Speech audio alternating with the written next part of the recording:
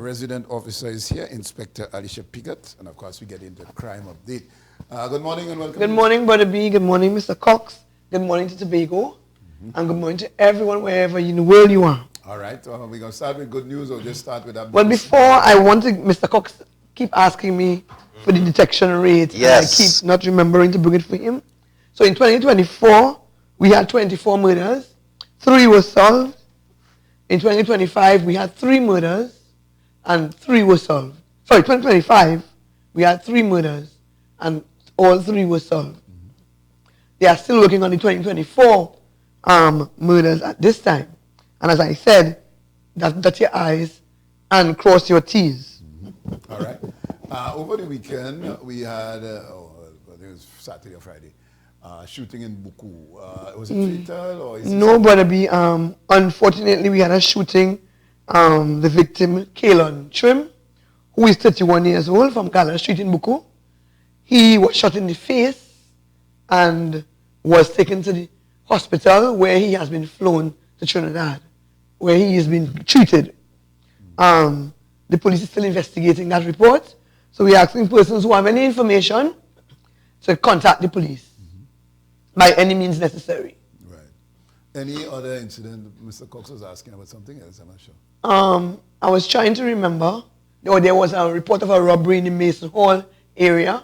Unfortunately, with the tourists, the 2 ladies who had to escape through a window, and the elderly man who unfortunately was beaten on the head. We want the tourists to come, but yet and again, we have these miscreants who are not in favor of who are not favorable with the tourists. You're robbing them. What do you expect to happen? And sometimes, the tourists would bond with the persons in the Tobago space. Let's imagine these people came here as volunteers.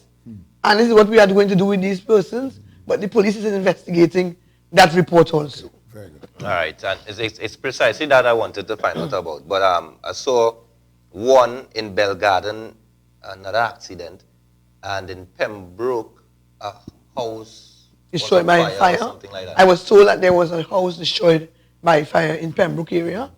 And you have accidents occurring all over the Tobago space. And that is one of the, that is the topic this morning. The rain is down. We know now is, the Met Office has said that it is wet season, they call it. It's wet season. And we want to have the drivers get organized themselves. Ensure that their vehicles are roadworthy. Ensure that when you get into your vehicle, your wipers are working. Your tires, you went and check your tires. There are vehicles where the wires in the tires are protruding. The tires are smooth, right? Check the vehicles before you leave home.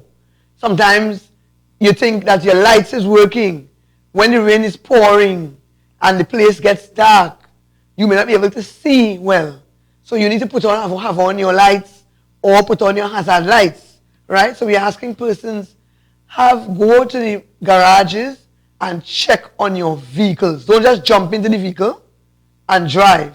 And when you are driving in the rainy season, try not to overtake, especially when the rain just lightly fall on the asphalt. There may be some phlegm or there may be some sort of oil residue. And you think that because your tires are new, you skid. And then you cause harm to yourself and to other persons. And it's funny that we heard from both the opposition leader and now the president speaking about revisiting disbanding the demerit point system and revisiting it. But these are some of the things that persons would, once your vehicle not up to scratch into the inspection, you could run into you could get U-turn tickets. Right. So if your tire is smooth, you could get a ticket. Right. I'm noticing that, and this may not necessarily be exactly what you're speaking about, but I'm noticing a number of road kills in terms of animals as well on the roadway. And persons have sheep, goat, cows, even on the highways, you see them, especially on the roundabout, right? And if these cows come out in the night, you know, you cannot see, some of them are brown, some are black. All right, so we ask persons to, if you're tethering your animals, tether them in a space where it is fenced. And, you know, even though rain starts to fall, in the dry season, when the cows can't get anything to eat, they wander, all right, and they wander out onto the roadways. Yeah. And we asking persons, exercise your rights. You can get ropes once you are strong enough, and you can put it on these animals, and you can get a van and bring it to the station. All right, you can impound the animals. Right. Well, this one, all right, so animal owners, they tie the sheep or the goat, in some cases the cow, right on the brink of the roadway, and they make sure. However, what besides ponging, can the police find out who the owner of the sheep and charge these people? Because in some cases you can't catch the cow. You know, you don't have a van to bring it to the pond. But shouldn't it be the police, like, oh, you go by the roundabout anytime you see cattle crossing the road and so on, to find out who these owners are and charge them for having these cows all over the place? Well, many a times the police will call, if we know, if we have information, we will call persons and let them know, listen, we see your cow over on the roadway. Try and have your cows tied. Many times we do that. The sheriff and district, I know, always have to do that, right? But if many a times when, let us say, if the cow damages the vehicle, persons don't want to own up. Exactly. Because they don't want to pay, right? But we, many a times, if you have information before the accident occurs, we will call you if we know who the animals belong to. Let's say you run into the cow, you didn't see it, and it's partially dead. Nobody is claiming it. What is the owner of that vehicle to do? Is he supposed to butcher the cattle and take the meat? Well, but you're not supposed to, because it doesn't belong to you, right? It does not belong to you. It does not belong to you, Brother B, so you cannot. It's still, you may get charged for larceny. It doesn't mean, so let us say, it doesn't mean because the cow damaged your vehicle. Means in the past, I know days gone by, when a cow damaged a vehicle, they chop it up right there, right? And take the meat. But not because the vehicle was damaged by the cow, that means you're going to take the person's cow and kill it. Wow. Right? Now the cow hasn't died as yet sometimes. Okay. So it is not your right to do. All right. And if it comes. Oh, sorry. If it's a sheep, the same thing, Brother B. Let's say die. You ought not to. Well, they put it on the side of the road, no, Brother B, you ought not to. Correct. Right, Brother B? It comes the same way. Like, let us say somebody owes you money. And because that person owes you money, you take an item for them. Or you keep, because sometimes you carry a vehicle in the garage. The person didn't, you haven't finished paid for the vehicle. The garage man say, listen, I am not going to release your vehicle unless you pay me $500. But remember, the vehicle costs $20,000. All right? So you cannot, because the person didn't pay, you hold back. Okay. You take. You understand? Who's responsible for the clearance of knocked down animals on the roadway? Well, the persons who work on the road, the works department, persons who work on the roadway. Right. Because when you see dogs, you see cats, they are the persons who remove the animals. All right, because as long as they remain there may be situations where they're trying to dodge. But you as the owner can put the animal on the side of the road where it would not cause into any issue with the traffic, right? But I'm saying good sense would, as you would not take the person's animal. All right, and just... Sometimes you can, if you think the animal will survive, you can take it to the vet. Who knows? Somebody might eventually say it is mine. Right.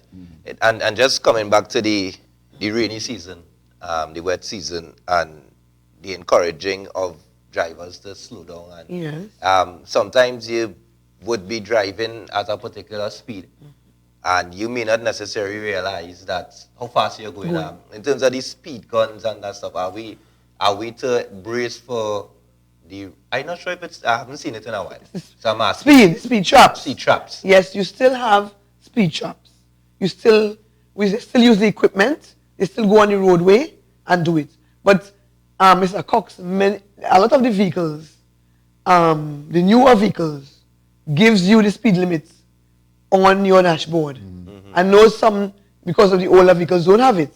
But you ought to ensure, it's like ignorance of the law is no excuse. So you got to make sure when you're in the space where there's 80 kilometers per hour, where there's 100, you have to make sure that you're doing it, as we would say, you're doing it within the speed limits. And some of when driving in the night time, some areas are poorly lit. Of course. The police have met with T&Tech. I know when the Mr. Senior Superintendent Eli came to Tobago, that was one of the first things he noticed. That even that stretch on the lowlands area by Plantation, it's very dark. When you get there, you have to put on a high beam, right? So he has met with T&Tech and asked them to have the place have more lighting.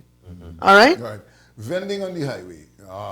Let's say heading to Magdalena Grand, where there's pink pui, people take opportunity to park their vehicle and hustle. Talk to us about the legality and what... But I mean, that's been a sore point. The police continue to stop when they see persons. If you remember, they were in Shaw Park, up on the top of the hill, and they was causing a lot of incidents up there where persons turning around in the middle of the road and that sort of things. So police have been, when they're on patrol, have been speaking to persons. Sometimes I myself, when I'm on the highway, I pull over on the shoulder and let the persons know, because remember, the shoulder is for emergency. And when you park up on the roadway to purchase items, if I have an emergency, how am I going to be pulled over? Right. How am I going to get there? Okay. All right? So we want to ask persons not to vend. Right. In some cases, they put a no vending sign. Should that be part of what well, not the police, but... that's up to the Tobago House of Assembly. Okay. Right? Where they see fit. Very good. All right? All right. And we do have a situation, and thank God, so far for the year, where there are major floods. But in anticipation for the flooded areas, feel free to share advice in terms of road safety. Well, as I said, and even when there's a lot of water, take your time. Because you're unsure sometimes there are little holes on roadways. Sometimes they are very large ones. And you don't see them. You don't see them. So you have to be careful when you're driving in those waters, flood waters. We don't have much flooding in Tobago. So, some of the waters run off very quickly. But we're still asking persons, exercise caution. Yeah, and of course, as you mentioned earlier on, vehicle maintenance. Is key. Most important. Yeah. Anything else you want to add? No, I just want to ask persons, as I said, it's rainy season. Be careful on the roadway. And I want to also remind persons coming out on the highway at that Hoskin-Skew roundabout. If you're coming from Canby, you don't have the right of way. Persons coming from west to east, you have to wait on them. So sometimes persons try to run a race. They see you coming from west to east, and they think they can fly out. You need to wait and merge with the traffic. All right? Yeah. People still struggling to learn how to use a roundabout. Yeah. And I think the roundabout needs some signage. Okay. I think we need to revisit the awarding of license. That's what we need to do. Because, I mean, there are certain things that people need to, at least, or probably... or reward us. Or reward persons for good driving. Or something, because you see some kind of ridiculousness on the road. It is. Yeah. But as I said, during this season, you want to ensure that drivers exercise as much safety as possible. All right. Inspector, thank you very much. And thank you too. All right.